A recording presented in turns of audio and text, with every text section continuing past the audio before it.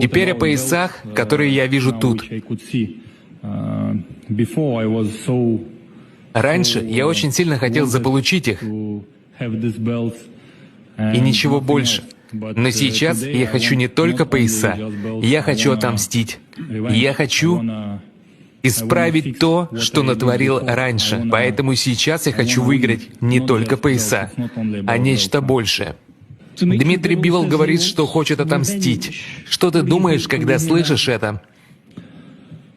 Он хочет отомстить, и если он этого хочет, без проблем.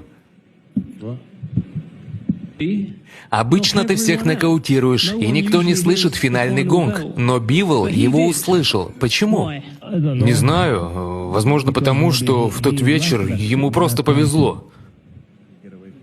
Может быть, ему просто повезло. Знаешь,